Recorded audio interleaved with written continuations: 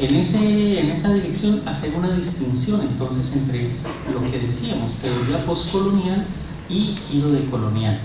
La teoría postcolonial, el post de la teoría postcolonial, y aquí estoy siguiendo a Stuart Hall, no significa que el colonialismo se terminó. No es un post de celebramos hermosamente un mundo donde ya no hay ningún efecto del colonialismo, sino es un más allá en el sentido epistémico de desplazamiento, reconociendo cómo el colonialismo es constitutivo de nuestro presente. O sea, la teoría postcolonial, si algún problema tiene, es con el colonialismo, no es esa lectura banalizante de que ya estamos en una sociedad donde el colonialismo ha desaparecido. No, es cómo estructura nuestro presente, y Said es el gran inspirador cuando nos muestra cómo una formación discursiva, ese es el concepto que usa, obviamente anclado en Foucault, en un libro que es de 1978. Eso es muy importante también ver cuándo surge este libro, porque en los años 70, finales de los 70, este tipo de discusiones era hablar chino avanzado para un público que no tenía ni idea de dónde quedaba China. Entonces, ese es un elemento que me parece importante. La teoría postcolonial está inspirada en el trabajo de Said, en tanto su problemática constitutiva es entender el colonialismo como estructurante de nuestro presente, y por lo tanto el post de postcolonial es un gesto de un más allá, de un descentramiento, o si ustedes quieren, de una problematización de cosas que no aparecen como tales cuando no se pone el lente de los efectos constituyentes del colonialismo.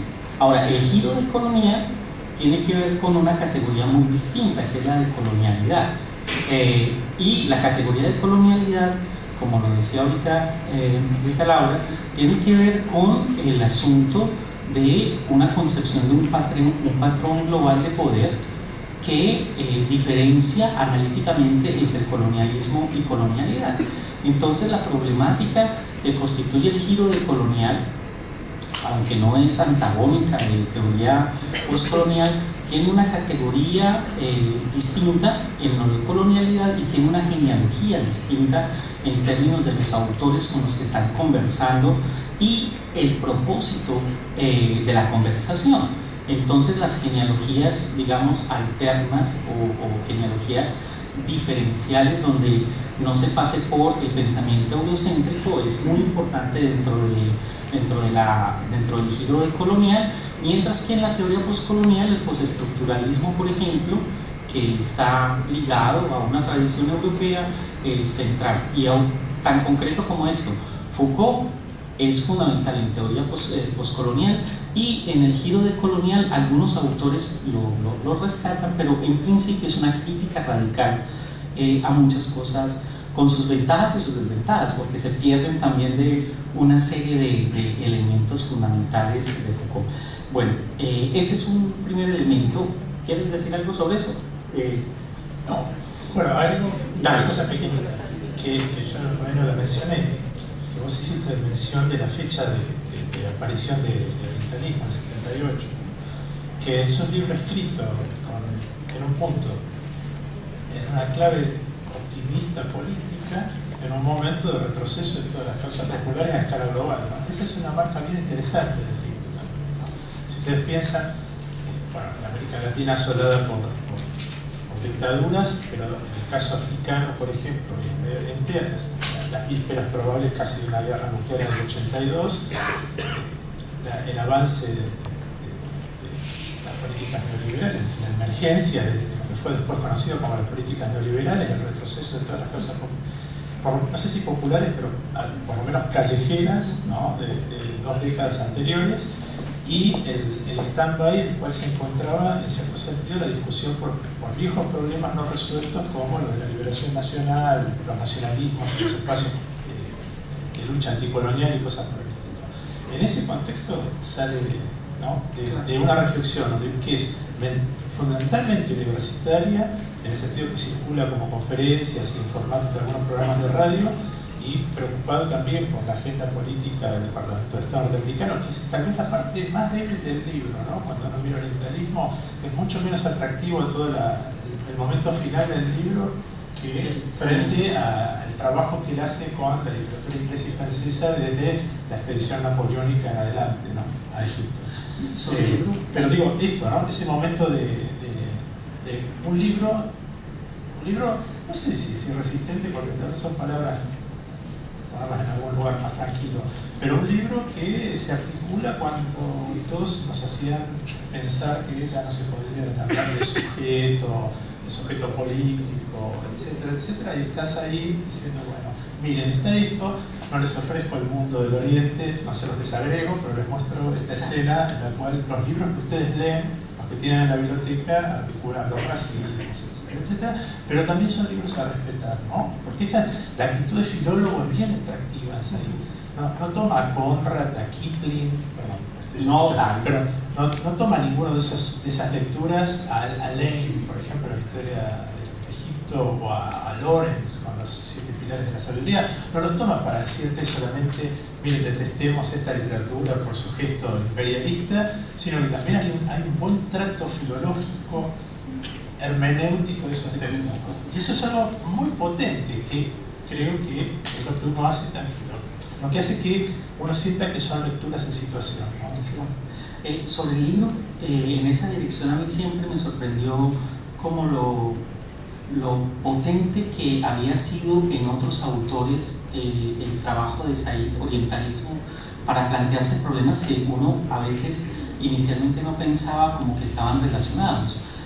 Estoy pensando en concreto, por ejemplo, en Arturo Escobar y en el libro, digamos, de La invención del tercer mundo, o de Encountering Development en inglés, donde él explícitamente le da un lugar muy importante a orientalismo de Said. O sea, prácticamente uno encuentra en el trabajo de Arturo Escobar una gran inspiración de cómo Said articula no solamente algunas categorías Foucaultianas, sino cómo con eso construye un análisis de cómo Oriente es producto de un régimen discursivo concreto. Es un gesto análogo al que hace Arturo, y él reconoce la influencia de Said entre el discurso del desarrollo y el objeto que es producido, que es el tercer mundo.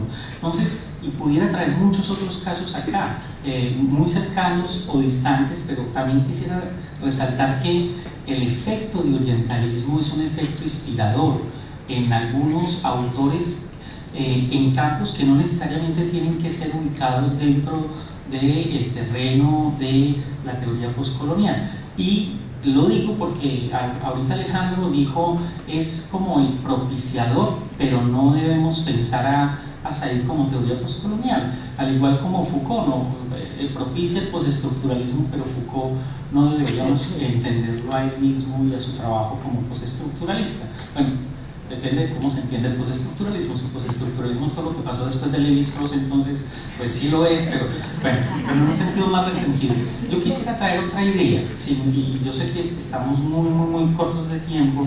Otra idea que Said es fundamental por cómo entiende al intelectual, y no solamente por cómo lo entiende, digamos, en los textos que él escribe como el intelectual, donde aparece sus elaboraciones sobre lo intelectual, sino porque es una práctica. O sea, uno no ve a él diciendo cómo deberían ser los intelectuales según lo que él piensa, sino uno lo ve a él haciendo una elaboración de lo que él mismo ha hecho durante su vida como intelectual.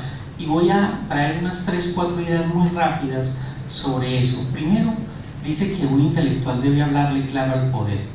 O sea, es impresionante lo que eso significa en su época, siendo palestino, con todas las cosas que eso implica, pero en nuestra época pensarnos a nosotros mismos como unas figuras que le hablan claro al poder, con todos los costos que eso implica. Eso es una cosa, me parece muy valiosa. O sea, qué tipo de verdad articular, para quién y cuáles implicaciones tiene. Por eso él habla mucho de la figura del intelectual como francotirador. y eso tiene o sea, es más como alguien que ubica un blanco donde el poder se articula y golpea, en el sentido de que permite desde su elaboración intelectual desencajar, desmontar, desmantelar o imposibilitar que una cosa siga siendo pronunciada o dicha en los mismos términos que se venía diciendo.